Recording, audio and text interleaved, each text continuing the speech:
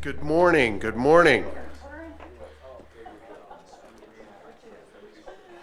Well, we are following up what I think was just a remarkable day of panels yesterday. I understand from some of the conversations with you this morning that things went into the evening last night with some further great discussions. And as I said at the beginning of the conference yesterday morning, I was really hoping for two things to come out of this day and a half together. The first is that new relationships would be built and old relationships would be deepened, and that you would all feel a sense of being inspired by the panels and the conversations, both the ones up here and the ones obviously that have happened in between sessions and afterwards. So I have heard from a couple people that there was a certain level of inspiration yesterday. Is that fair to say that happened? That certainly is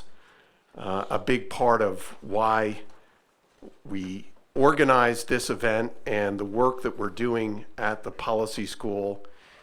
And this particular event around the quest for community and the work that we're doing through our new Mies Institute for Liberty and the American Project are essentially intended to, and I'm going to let you in on my diabolical plan here, to institutionalize, to provide a home for conversations like this, which I hope you see is a different way of looking at American politics and policy.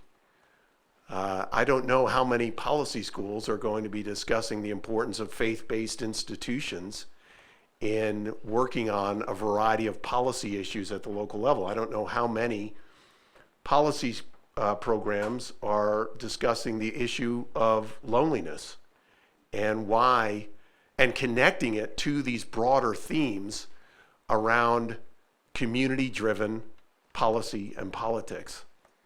And so our agenda today is to begin with this panel looking at faith-based organizations and the work they're doing. Nobody better to lead that than Dr. Byron Johnson. Then we're going to go into a conversation with Jean Twenge and Francie Broghammer, led by Rich Taffel, on loneliness, looking at that issue through a couple different lenses. And then we'll close with our luncheon conversation between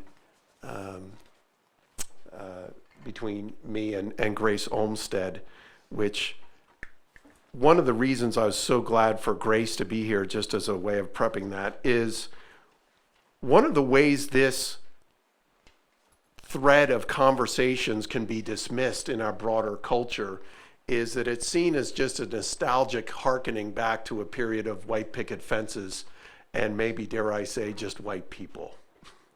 I hope what we saw from yesterday that is not what this is about. This is about the American Project and how we understand the role of self-governing citizens within that project, the rights and responsibilities that we all have, but the importance of thinking about these things at the local level as opposed to federalizing and nationalizing every single political question. And the importance of the place-based nature of that. You know, before I turned in last night, I caught the end of Batman as part of my ongoing social, cultural education of my 10-year-old daughter. I wanted her to see at least part of the latest Batman movie. But it struck me after the conversations yesterday, you're saying to yourself, where is he going with this? It was Castaway. Who brought up Castaway? It's your Federici. You know, who's seen the latest Batman movie? Just show hand. There's a part of that at the end, which after yesterday's conversation, I've seen the movie before, but I saw it in a completely different way. I understood Bruce Wayne, obviously the Batman character, as being utterly dedicated. You know, there's a scene at the end where his love interest, the future Catwoman, I'm so glad this is being recorded, the future Catwoman, and, you know, as with everything else in the movie, it's kind of like dark and sad and ironic, and they should be together, but they're not going to be together. And why aren't they going to be together? Because Catwoman understands that Bruce, right at the end of the movie, they look like they may go off into the sunset together, but all of a sudden the bat signal goes up and the Catwoman character says, no, you're in love with someone else.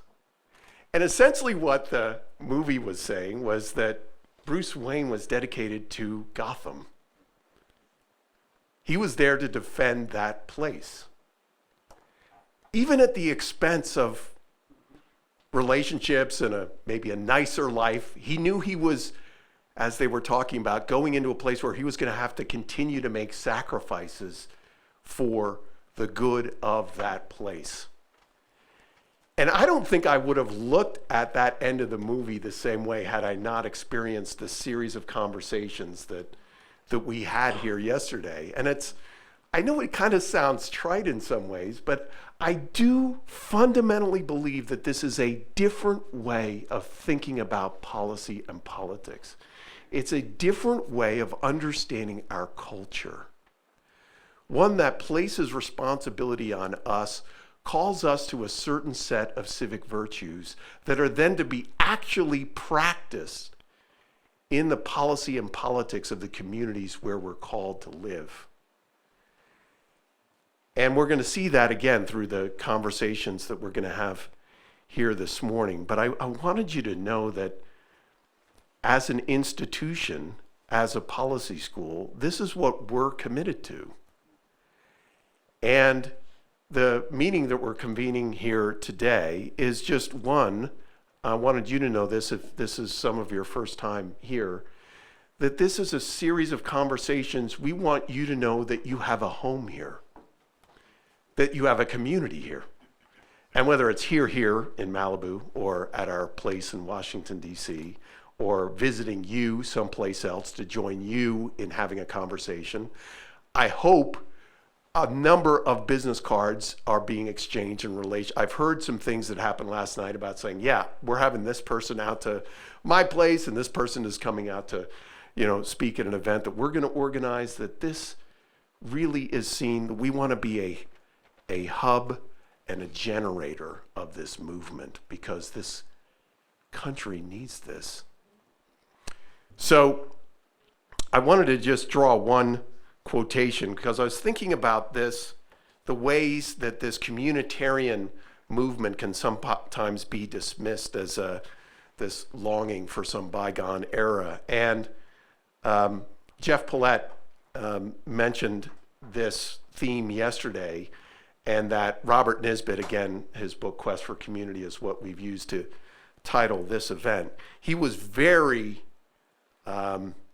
concerned that people would write off this way of looking at the world or policy and politics as just being some sort of form of nostalgia. And this quote jumped out to me in the preface of the 1970 edition of Quest for Community. Quote, "It is not the revival of old communities that the book, in a sense, pleads for. It is the establishment of new forms which are relevant to contemporary life and thought." So again, these conversations, and certainly we saw this on Bob's amazing panel yesterday, this is as topical as today. People are working on these issues today. What it is about is creating and defending a constitutional framework that allows for this kind of, to borrow from Ryan's panel, this mass flourishing. But not just a mass flourishing that's happening at the individual level, a mass flourishing that's happening at the associational level. And of course, part of that is the importance of religious liberty and people of faith working individually and through associations to address these policy issues. So we begin without further ado with our first panel of the morning, led by my dear friend, Dr. Byron Johnson, The Blessed Community, Faith and Community Building.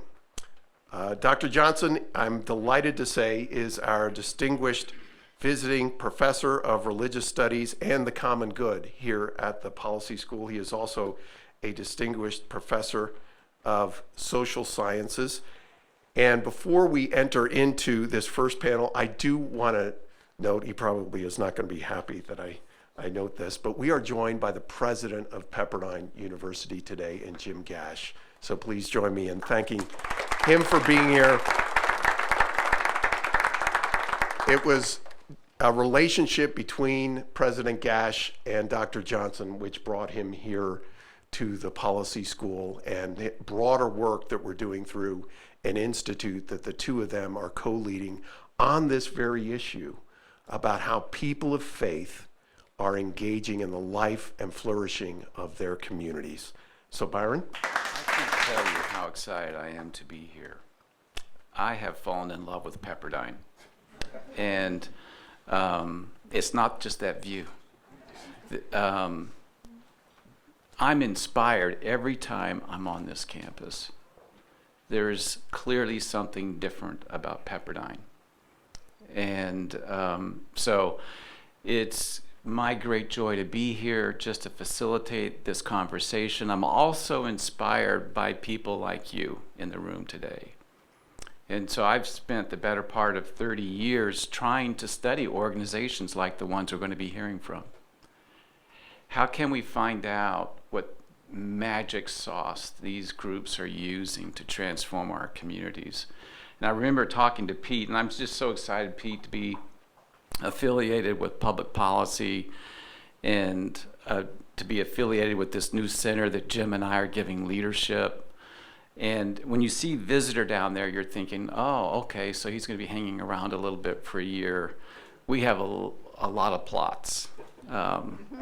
And I intend to be around for a long time. And so I just couldn't be more excited about all of that. I want to introduce these folks one at a time and then let them start a conversation that we will carry on.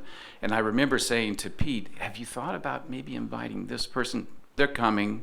What about this person already on the panel? What about this person? So it was just fun to kind of compare notes, because so often our orbits intersect and we didn't even know it. And so it's so good to be here in the room with old friend Ryan Streeter from the Bush White House days, and Jed from the White House days, and Bob Woodson, who I've known forever, and I've had the privilege of doing research. Just kind of following along Bob. What is he doing? Studying it, writing about it, bringing attention to it. And this is one of the things that Bob and I were talking about before we got started this morning. How can we do an even better job of letting the world know what's happening, what's already happened that people don't know and they need to know about? And I just think that Pepperdine is going to be a home, Pete, for so much of that conversation. Past, present, and future conversations on communities being transformed. And so our country needs it. And I know it sounds grandiose, but our world needs it. And I think we should dream big. You know, what can we do to help our local communities, our own country, and what can we do to help the world? And so I'll start with Brian, and this is also a fascinating conversation. So about 2 years ago, we began a conversation with the Gospel Rescue Mission in Orange County about coming there to do research. And little did I know, you fast forward, and here we are having this conversation today, but in a different capacity, because now I'm a Pepperdine guy. And so we want to revisit that issue of doing research with your organization. So we'll start by letting you talk about yourself and the Gospel Rescue Mission. Give us just an overview of what you do. And then after that, we'll go to Jed Medifin, who I've known for, 20 years now. And then last to Kathy. But Brian, why don't you kick us off? Okay. My name is Brian Crane. I'm the Chief Operating Officer of the Orange County Rescue Mission in Orange County, California. We operate several campuses in Orange County, all designed to help homeless and formerly homeless men, women, and children, and military veterans now achieve self-sufficiency. Our flagship campus is called the Village of Hope, which sits on a former military base. So it's a converted military barracks, and we can house 262 men, women, and children there. the men and women who come into our program are usually there for 18 to 24 months. And it is our goal that during that time, they will achieve several milestones, and at the end of their time, they will have accepted the Lord. They will have a full-time job making the most money that they've made in their career to date. They will be able to afford their own house, and they'll have an emergency fund set aside for emergencies. And in most cases, no longer relying on government assistance. So those are our goals. We require 100% sobriety in our programs and med compliance. So the people that come into our program are looking to make a change. They are ready to turn their life around. The basic, when I say it's a 5-acre campus and it's a village, and when people come into the program, they're assigned a volunteer job assignment on day one. So on day one, they are coming into their assignment and they're being productive and they're enjoying the dignity of having something productive to do every day. And they work in our warehouse, they can work in the landscape, they can work in administration, they can work in our intake and admissions, because there's no better person to work in intake than someone who has been on the streets themselves. And so that's the kind of overview of what we do. We operate several other campuses, some of which are a next step, more permanent supportive housing on the back end. We call it alumni housing. And we also operate a home for mothers and babies. That is also a next step. How inspiring is that? I remember back in 2017, Brian, we did a study on homelessness. And we looked at just 11 cities. And we used HUD data. So it was federal data. And we found that faith-based organizations like this one provide 60% of the beds for homeless people in this country. But yet, in all the HUD research I read, I never saw one footnote to faith-based organizations. So no reference at all, and yet they do that kind of heavy lifting. That's what we're talking about here, going completely under the radar, and it's not like they ask for recognition. They don't get it. But there's so much of that that's going on that people really don't know. It's just remarkable. So thank you for what you do. We'll have more from you in just a second. Let's turn to Jed Medifin, who founded Christian Alliance for Orphans after his days working in the White House. And we've tried to stay in touch, but that's what happens when people get too busy. You see each other about once every 10 years. So it's good to see you, Jed. Give us a little overview of the organization. Yeah. Well, the Christian Alliance for Orphans precedes me, but I get to be a part of it, so I'll just share a little of the history. In 2004, there were about 40 different organizations, all of which served vulnerable children in the name of Christ, and they came together saying, hey, we're doing good work. Some are in foster care, some were in the adoption space, some were serving orphaned or vulnerable children around the world, working with struggling families, helping them reunite. So doing good work, but they realized they were working independently and often in competition with each other, in isolation sometimes. And so they said this phrase, which again predated me, but can we leave our logos and egos at the door and join in a vision that's bigger than any of us could achieve on our own? And that's really what they set out to do in forming initially just kind of an informal group they called the Christian Alliance for Orphans. I came in 2009, so there was already a community there, but they realized it needed full-time leadership because these guys and ladies, they all had their full-time work, and so they needed a team at the middle. And really the vision is still the same, that same phrase, leaving logos and egos at the door, joining together in work that's bigger than any one organization could do on its own. That's what we're seeking to do, to coordinate the strengths. There's about 200 member organizations now, ranging from smaller organizations to bigger ones that you've heard of, again, working in the US, working globally, adoption, foster care, family restoration, all of the above. But through CAFO, we really lead shared initiatives that address key issues in the field, both to grow awareness of needs, but also to guide engagement so that it's informed by the best available knowledge, that it's drawing upon the work of good academic research like many of you do, so that it's useful in the field, all of those things. And so, for me, it's just a privilege to get to be a part of it. I would note, too, that although there has been, I think, a really encouraging growth, resurgence of the involvement of Christians in caring for orphan children, foster youth here in the United States. And this is a very beautiful thing. This really is not a new thing. This is very much an ancient commitment of Christians. You know, if you look back at the very first days of the Christian church, even when Christians were a persecuted minority within the Roman Empire, they earned a reputation for going outside the cities and finding children that had been, in the Roman language, exposed, just because they were malformed or the wrong gender or came at an inconvenient time. Romans could take them outside a city and just leave them there. And the early Christians were known for going outside, finding these children, bringing them in, and often raising them as their own. And really this commitment to children that the world has forgotten or pushed to the side, this is something that has defined Christian faith at its best all throughout history. And so as we see it, there's just a wonderful opportunity to step into that stream with God's people all throughout history and be a little part of that. Boy, we're going to have a fun discussion this morning, I can tell you. Well, the Salvation Army has been around for so many years, Kathy, and it's become a household name. And that too, kind of like the first century church, you get a reputation. Right. And so tell us a little bit, I know that you work in the Western District. Tell us a little bit about the Western District and maybe even a more global picture of the Salvation Army, because I think when people think of the Salvation Army, they may have an idea of what it is, but it's so much more than that. Right. Thank you. It's fun to be here. Extra joy for me today because I'm a former rescue mission employee and a former foster kid. So this is great to be here with these two gentlemen.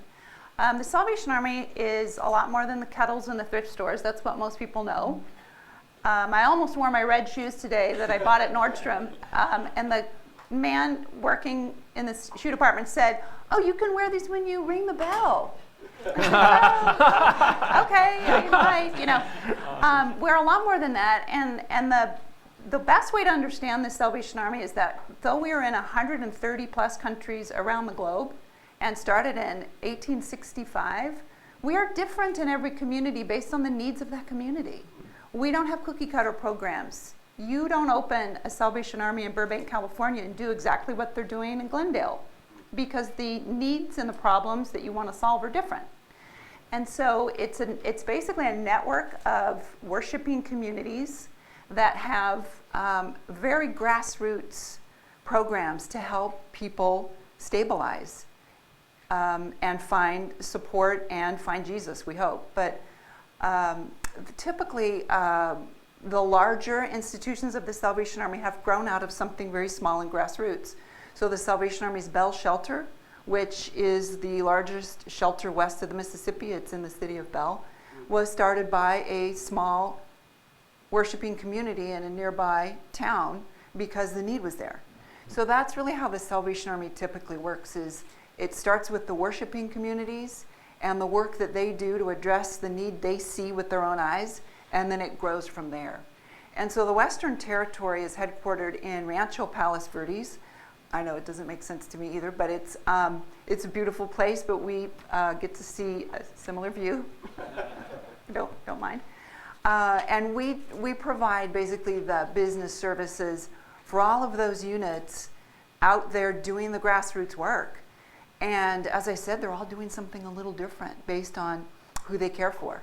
And that is what I think is one of the really valuable things about the Salvation Army is we get to be whoever we need to be in those markets where we are.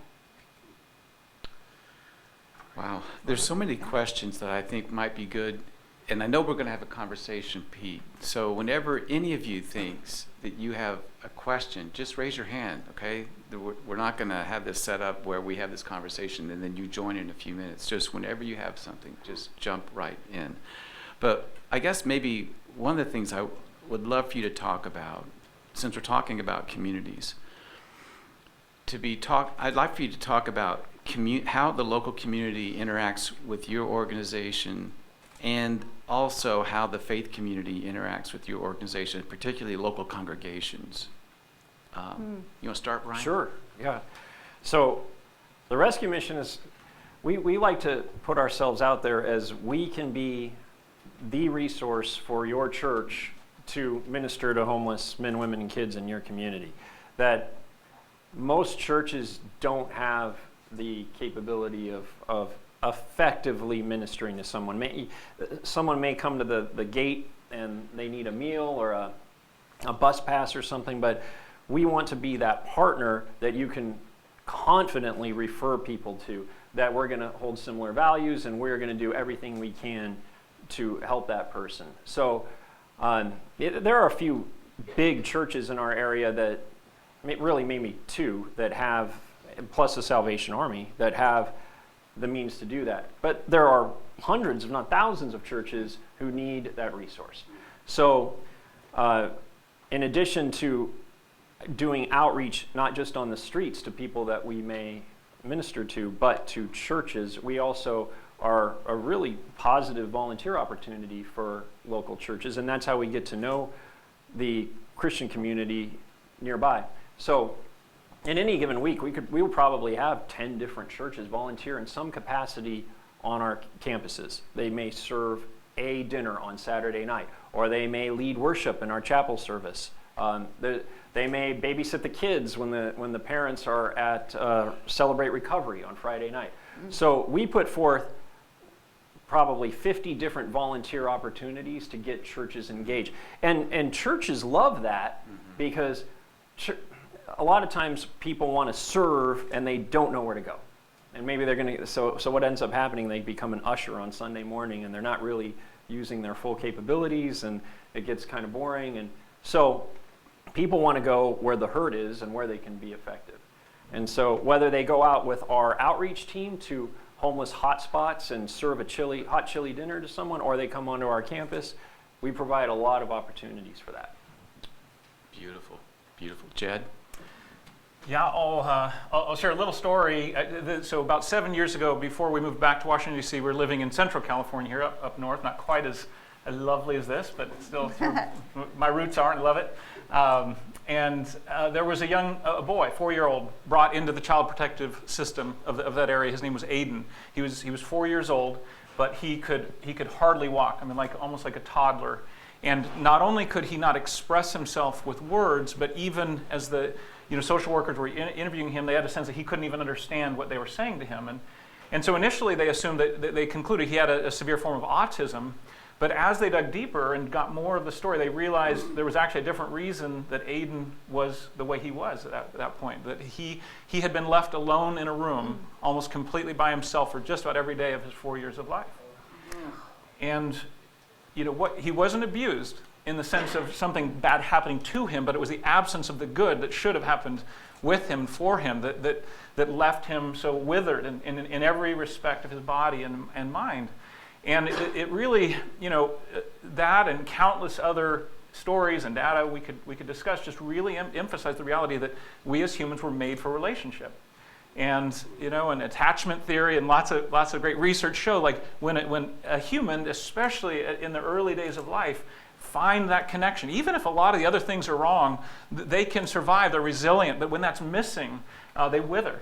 And this is true all throughout life. And of course, science can tell us a lot about the what, but it doesn't entirely tell us why. And as Christians, we really believe that at the core of this, at the center of all reality, is a Trinity: the Father, Son, and Holy Spirit, an eternal connection, relationship, in loving union. That's what we were made for. And when that is absent, as humans, we wither. But when it's present, then we can flourish.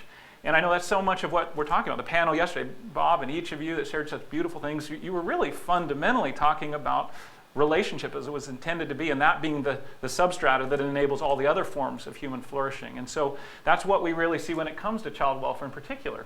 And of course, that is not something that government on its own can provide. Government can step in and stop bad things from happening at times. And actually, the Bible really casts that as an important role of government. That, God gives government the sword, it describes, to stand between the innocent and those who would victimize them in various ways. And so there's an important role there. But that positive, healing, life-giving role, government just has proven very feeble in its capacity to do that, even with the best of social programs. And so that's really where church communities and congregations come in. There's a vital role to be played there. And that's what happened for Aiden, thankfully. There was a wonderful family that welcomed him in through foster care. And, there were other siblings, and they would play with him on the ground. They'd wrestle with him, and his little, weak limbs became stronger as this happened. And his mother would actually help him with words. She would, teach him words and even help his tongue to form them with her hand. And little by little, he began to express more and to walk. And I remember about a year and a half into this, his family was over at our house. And I looked out the back window, and there was Aiden with my son Lincoln. And they were not just walking to the backyard, but running. They were sword fighting. It was just so beautiful, And then Aiden came through the kitchen a little bit later. And I didn't know if he would understand me. But I said, "Aiden, would you like some ice cream?" I was scooping it up at the time for the kids. And he looked up at me, and he said, "Yes, please." And it just was like this wave of beauty, right? Of seeing a young life that had been denied those things that we all need so badly, what happens when those things pour in. And so that's really what I see all over the country is local congregations and individual families welcoming children in at each age. And there's lots of other expressions of this too. Sometimes it's working with the parents of the Aidens, that maybe they're doing the best they can, but they are second or third generation foster youth themselves, and they're the ones that really need the relationship to heal.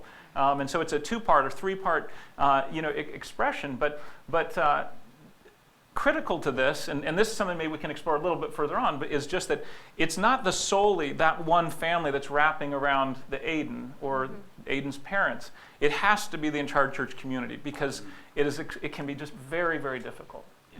And you can be walking through fires. And so that is why a community, rather than just the individual caregiver or family, is critical. And we can talk about that more later, but that's I'm getting to see that happening all over the country and in other parts of the world too. And it is truly beautiful when it does. Yes. Yeah. I love it. Our model is a tiny bit different because the Salvation Army is a church. It is a denomination.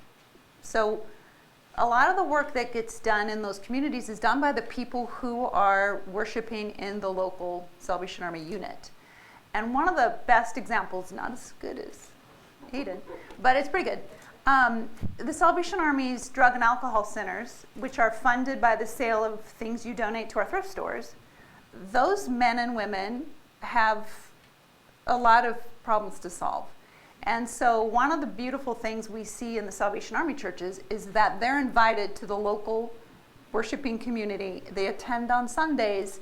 They become part of everything going on at that church. And when it's time for them to look for work, hey, somebody in the congregation has a great job opening for you. And they're walked through the steps of Celebrate Recovery or AA with somebody in that church. So the church really does come around the folks who are coming out of our drug and alcohol programs. And that's a great sort of model for what we specifically do, which looks a little bit different than other organizations. Now, surely churches are involved in the great work day to day. They volunteer at the food pantries, they ring the bells, they do all the things that they are asked to do. But sometimes the best model for us is the one that we have built into the system, which is at our local worshiping communities. Great. Hearing all these comments, Bob Putnam came to my mind. And for those of you that recognize, this is the political scientist at Harvard University who wrote the best-selling book, Bowling Alone, and yes. many other books. And he's become a friend over the years. And one of the things that Bob has looked at, the more he's looked at social capital and things like social capital, and he's done that work so well, he has come to acknowledge the role that these faith communities are playing.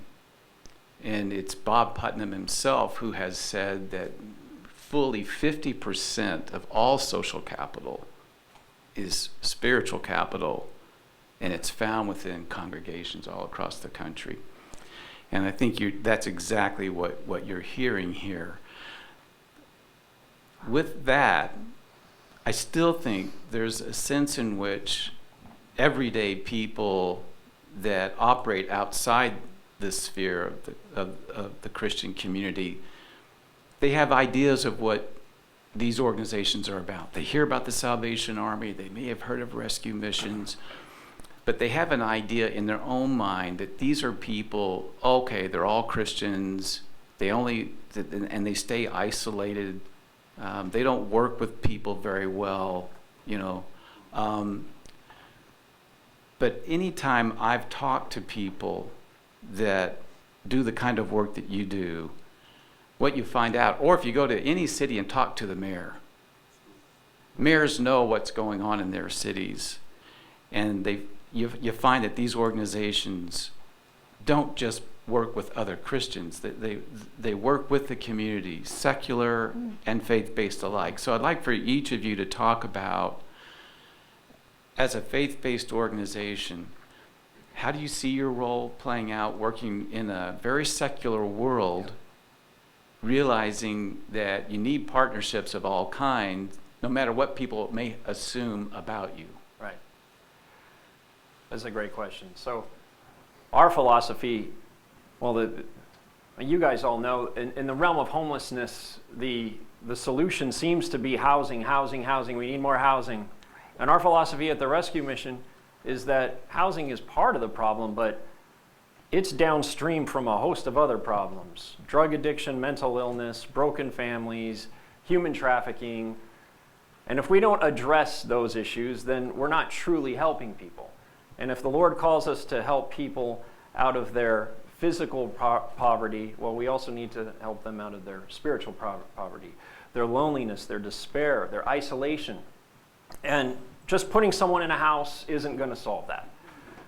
But in order to do all that, we try to have under our roof at the Village of Hope all of these resources. And so for us to have partnerships with I think there's 37 cities in Orange County, and they all have a police department. So we do outreach to the police department so that they know that we're a resource, that we're the first person they call when they find someone who's ready to get out of their situation. We have a legal clinic on campus that is through Trinity Law School that helps our students get both criminal and,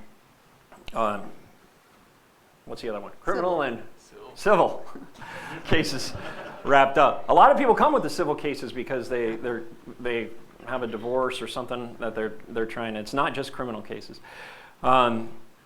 We have, on our campus, we have a federally qualified health clinic. So that is a separate 501c3. So obviously that can't be a corporation that's rooted in Christianity, but they share similar goals. And so we have many medical staff on campus who may not be believers, but who are operating to help the students that we serve. I think it just, and then on top of all that, we have a mentorship program for students who are coming in towards the end of the phase of their program, and they're getting ready to get a job off campus, and they learn how to interview and prepare their resume and all the things that you need to do to go out and get a new job. And so we have ties to probably hundreds of different businesses. It used to be that up before the pandemic, Google has an office in Irvine near us, and they would send their human resources department would come and do mock interviews with our students. And so, and from there, we also kind of have a network of employers in the neighborhood that know our students and know what they're going to get when they hire them. So this is us playing nice with everybody. You know, there's no, people might say, yeah, it's a Christian organization, but I don't think we're necessarily perceived that way, as that we're just in our isolated Christian bubble. Mm-hmm. I have heard it said before that, oh, you have to be a Christian to go into that program. And that's actually not the case at all. We do have, everyone that comes in the program has to sign a community covenant that says they're going to operate and conduct themselves in a certain way. For example, it means they're not going to form a romantic relationship while they're in the program. But that's it. It doesn't say, they're not raising their hand for Jesus the day they walk in. We know that that might take a minute, but we don't exclude people because of that. So we work very hard to kind of dispel that notion. Great. Jed? Yeah, so briefly, the child welfare system, the child protection system, is there to ensure that a child is not exposed to extreme neglect or abuse. And there's about 400,000 kids in the U.S. foster system on any given day where social workers and judges have determined this is not a safe place for a child to be in this home. The hope is that that's temporary, that they can ultimately return to their biological family, but that doesn't always happen. And so there's about 100,000 children in that system that need adoption. And then in the other cases, you're hoping they can get home someday. And this system, there's both the child protection element of it. There's a broader kind of welfare, family support programs around it. And I think many of those within this, the social workers, government officials, and others, have a conflicted relationship with the faith community in terms of often holding progressive values, are wary of the Christians that are involved, who often are motivated by deep Christian commitments into this service. I mean, this is not a light once-a-month volunteering type of thing. This is, especially if you're welcoming a child into your home, these precious kids have experienced the world at its most broken. They have known immense hurt. And if you welcome them into your home, you will share in that hurt. So those who are doing this, in most cases, now you certainly have some maybe who are at the low end of the economic spectrum and are doing it mainly for money, but that is an exception, right? And most of those who are doing it are saying, this is out of a deep sense that God has done this for me first. This is part of my theology, that he has welcomed me and pursued me in my great need. He has welcomed me in, so I'm going to do this in various forms. And so there's a deep, often very earnest Christian faith motivating it, and there can be a real clash between those two cultures. At the same time, the child welfare system, as probably always will be, is in a very difficult place. It's broken in so many different ways. And so those who are working within it, most all of whom are there because they really want to make a difference, they also see in the faith community some of their best allies, people who are really willing to go all in with them. And so there you often see kind of this back and forth tension of, we love you, we don't like you, we want your fruit but not your root, those kinds of conversations. And in more blue states, that can be hotter and more difficult, and sometimes even results in the termination of relationships from the government side. And then in other places, less so. I would say that will probably continue. Although I would say in many places, I feel like maybe in the desperation of the child welfare system, there is a little more openness where there had been a little less. But again, there's tensions, there's court cases, the Fulton case just a couple years ago with the Supreme Court and other things. There's a lot of churn there as well.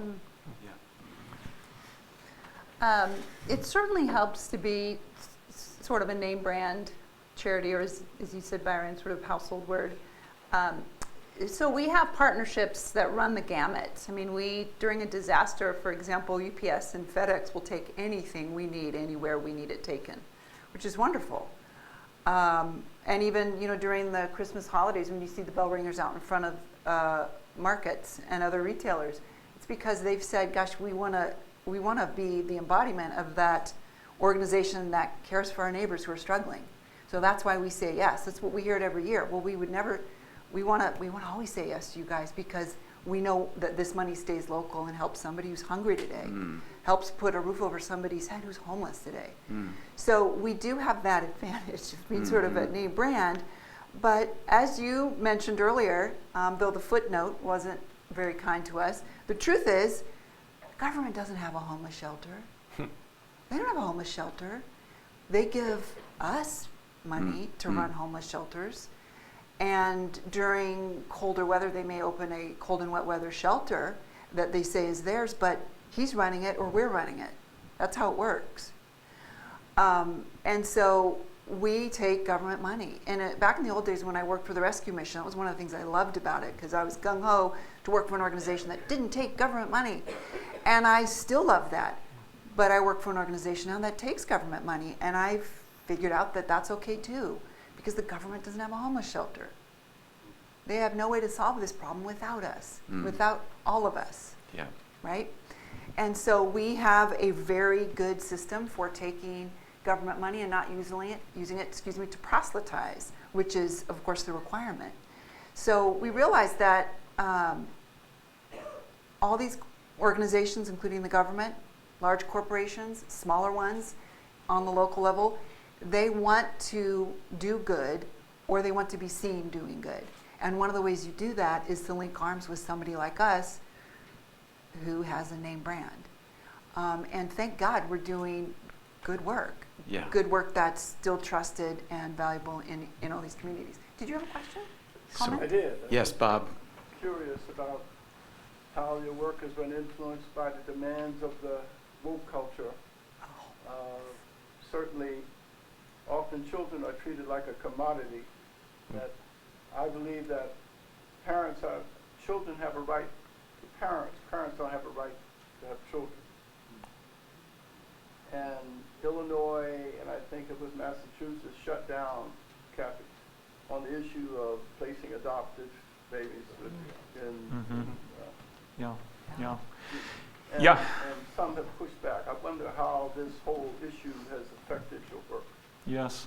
Yeah, there's many facets to that, but the one you're specifically alluding to, where some faith-based organizations have said, we are placing children in homes. We see that as a sacred duty, whether through foster care or adoption. And so for us, we can't place a child in a same-sex home or a child where, someone is cohabitating. And this was the case in Chicago and the Illinois area, and then, of course, Washington, D.C., and then Massachusetts shut down both Bethany Christian Services and Catholic social services. And what happened there is Bethany actually made a decision to say, you know what, we will comply with the government regulation, and the Catholic organization did not, and said, we're going to challenge this. That became the Fulton court case. And it was a remarkable case in a variety of ways, including the fact that there were 25 plus organizations and agencies that would gladly place with same-sex couples within Philadelphia. And so it wasn't that anyone was being denied any services at all. It was solely a question of, can an organization exist that doesn't totally embrace the orthodoxy of the day? And the organization stood fast, and they were defended by some great lawyers. And ultimately, the case was not just won, but was an overwhelming ruling from the Supreme Court. And I see in that ruling, even though it was a fairly limited legal ruling, I saw the implications as very broad, in that you had the Supreme Court unanimously saying, hey, when it comes to the deep human needs of our day, there is a place at the table for people with a wide variety of views. We don't all have to agree 100% on sexual ethics or other things in order to labor together for the good of children. And again, this was unanimous, so there's this strong affirmation of the principle of pluralism, which I believe is just critical to the thriving of our society.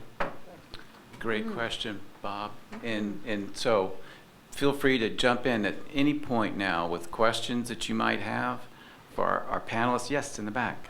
Thank you. So we all agree how important your work is and how important the faith-based sector is. I mean, you mentioned Putnam. Putnam has another book, American Grace, clearly shows positive influence of membership in a faith community and so on and so forth.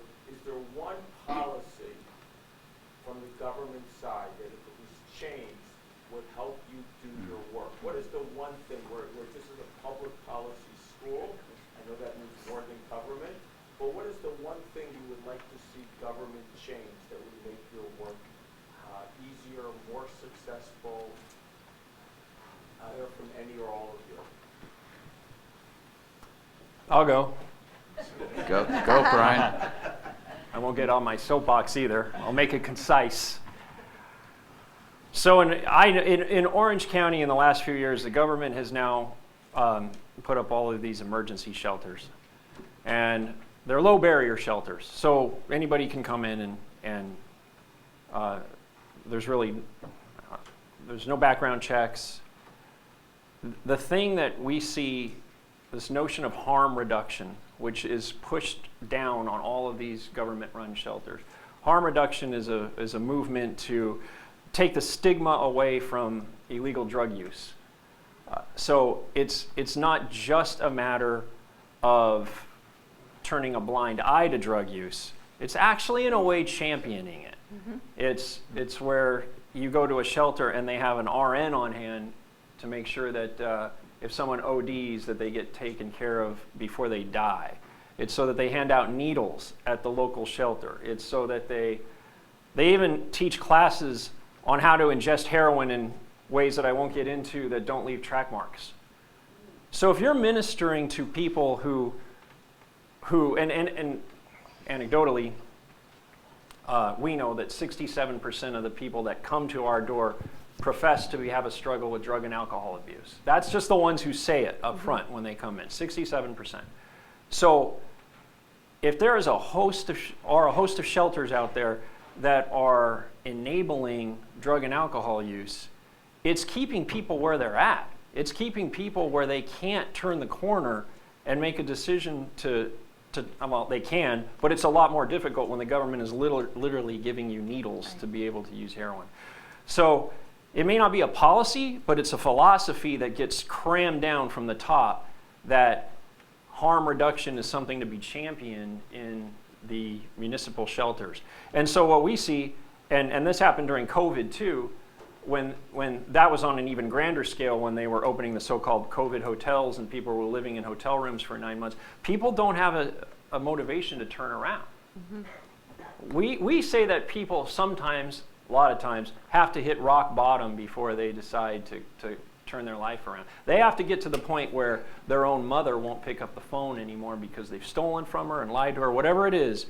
They have to turn that around on their own initiative. But if there are government shelters with beds aplenty that give you everything you need to live the life that you're living out on the streets, then that slows that process and you start to see the buildup of more and more homeless people on the streets. So that would be my answer. Great answer. Yeah, that's a great answer. You want to go next? Well, I would just tag on to your answer because that's the one I was thinking of too. There's a somewhat famous, formerly homeless drug addict that got help from the Salvation Army in San Francisco, and he says exactly what you just described. He said, when I lived on a piece of cardboard in front of the law library in downtown San Francisco, he said multiple times somebody from the San Francisco city government approached me to give me a clean needle kit. Yeah. Didn't say, do you want to get clean and sober? Do you want somewhere to live? No. It was all about the harm reduction instead of the stability that would allow him to make a change in his life. So when last time he got arrested, I think he got arrested 6 times, the cop said, I'm taking you to the Salvation Army. Your brother's waiting for you there. You've got to handle this. And sure enough, he made the changes he needed to make. But that's the thing that I would agree with, because my problem is we're not honest about the problem, then we can't find the right solution. And this is classic, we are imagining that somehow just keeping somebody from killing themselves with drugs is noble, when it's just a chip of the iceberg. Right. I'm going to respond to your question because Jim and I, the president, went to a prison in Mississippi over the summer where we've just launched a new study at Parchment, which is notorious for being probably the most violent, corrupt prison in America. And we're launching a study there because the commissioner in Mississippi used to be the warden at Angola, which used to be the worst prison in America, until they started a Bible college in the prison and started training ministers, all of whom were serving life. And then these ministers would start churches. And when I say churches, I mean buildings. So 29 churches embedded within a maximum security prison. And this started in 1995, and in 2012, we did a 5-year study of that prison to see if the anecdotes could be borne out with empirical data. And It was a dramatic study. I mean, the results were astonishing. Violence down, suicide almost non-existent for years. And the inmates literally were changing the culture of the prison from one of the worst in America to one where people from all over the world were coming to see what was happening there. And you're going, well, that's a great story. Well, here's the problem. You can't replicate that anywhere. You know why? Because we have laws that prevent inmates from having any kind of authoritative relationship with other inmates because of the old trustee system that was abused many, many years ago. So it's inappropriate to have an inmate-led congregation. You can only have someone from the outside to come in and preach to prisoners. But in Louisiana, because it's Louisiana, they did what they wanted. And so now the question is, how in the world could you replicate that elsewhere unless policies change? Because these inmate pastors are not lording their authority. They're serving the least of these among them. And so what's happened is 5 of those guys got their sentences commuted and are now working on the payroll in Mississippi as chaplains at Parchman, where we've just launched a Pepperdine study. So there again, there's this innovative way that I think people of faith keep coming up with ideas, and it's because they're inspired. There's the Holy Spirit that most people don't know about, that inspires people to do things that seem really rather obvious. And so Bob has made a career out of this. I remember that one of the first times I talked to Bob Woodson, and he invited me to go to San Antonio with him because he had his team down there. They were going to do a training thing. And I remember asking Bob, he wanted us to do research on their programs. And I said, so you're a faith-based group? No, we're not faith-based. I go, you're not faith-based? He goes, we're not faith-based. I said, okay. So I go down to the training session, and it's what I would have called a camp meeting revival. I don't know where you're coming from, but I was raised in the South, okay? It's camp meeting revival. And I'm going, this is not a faith-based organization. He said, no, we're not faith-based at all. Everyone here loves Jesus, though. But Bob had the idea that if I'm going to be working in Washington, D.C., and if I'm going to be helping schools all across the country reduce violence, I don't want people discriminating against me because we're faith-based. Mm-hmm. Are they faith-based? Well, I think they are. But Bob wanted to be able to get grants to do the work he's doing, and he didn't want it to be held against him. This is one of the challenges, and this is why the clinic here at the law school with Pepperdine, I think, is going to play a strategic role. How can we turn the tables? So let me see if I got this right. You're discriminating against us because we're religious. That's how this sounds. And in fact, we were going to do a Pepperdine study in Illinois. They invited us to come, so Jim and I went to Illinois. We visited this prison. They have this program called the Building Block Program. Guess where it came from? The inmates. By the way, the answers for our prisons are in the prisons. Right. They can help us. Mm-hmm. And so we said, yes, we'd love to come look at this program. It's a secular program, but when we got there, of course, there's scriptures all on the walls. Okay? So it's another one of these Bob Woodson things going on. But so a foundation said, we will fund the study. We want you to come do this study. So we wrote up a proposal, and we submitted it to the Illinois Department of Correction, and they turned it down. And they told us why. They didn't want religion questions asked of the offenders. Mm-hmm. And I thought, isn't that interesting? So here's a study that the commissioner himself of Illinois wanted. So he talked to a foundation. They said they would fund it. They contacted us to give us the money to do the study, and his own people below him turned it down.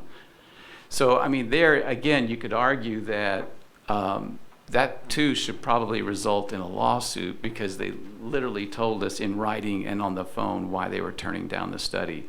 And I think they were just, there's this unknown dimension out there.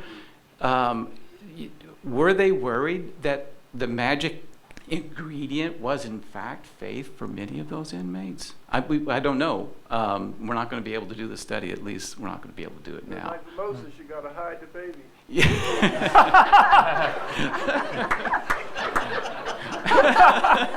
Perfect. Okay, we just have a few more minutes. Anyone have a question for our Byron, I'll just, on the Yeah. government question, just briefly underscoring the word pluralism.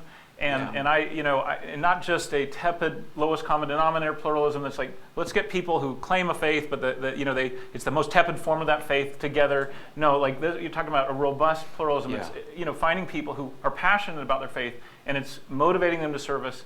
And they, as well as people of no faith at all, can join together to solve Yeah. social problems. And the, and on a policy side, of course, I think the Supreme Court has really set the compass in that direction. Yes. So there's basis, but a big part of what it requires is shifting as much decision making as possible to the beneficiaries and participants in various programs. So if inmates decide to be a part of this, then hey, that's their decision. It's not the Yeah. state enforcing an issue. Same with foster parents. If foster parents want to go with an agency that is deeply rooted in Christian values, then they can go there, and that's where the government can reimburse and those sorts of things. So there's a lot to be talked about, but I feel like that is a critical part, first, of the general welfare space. But frankly, if our society, which we all feel like is pulling apart, it needs to see a place where people are coming Yep. together despite real differences to solve common problems. Yep. And this is a place where that can happen.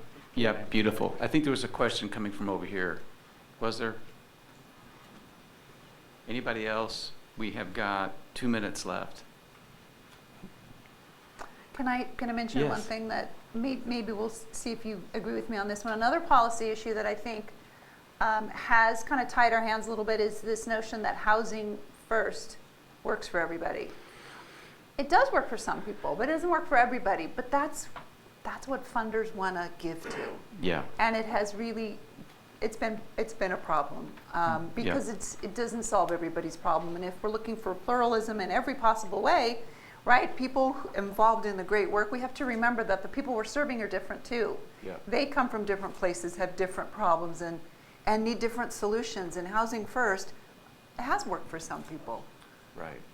Right. but it doesn't work for everybody. It certainly doesn't. And that was one of the things that we heard in each of the 11 cities, is many people voicing concerns that the government was almost making the assumption it will work Yep. for everyone, and when in fact it didn't.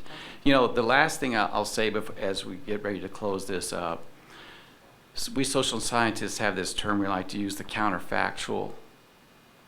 And in this case, imagine what this country would look like without people like Bob Woodson, these organizations that you've heard of on this panel. What would it look like if we didn't have these embedded in our communities? The American Project would be a complete and utter disaster. I know at times we like to think, oh boy, it's bad out there. Think what it would be. And I think that should be our challenge for those of us, especially those that we have a calling on our lives to do this work. That's what makes it all different, is that I've talked to so many people who work within the system and they don't feel called. This is a job. But for so many of you, this is, in fact, an answer to a call, and that makes all the difference in the world. Join me in expressing our appreciation to this wonderful community.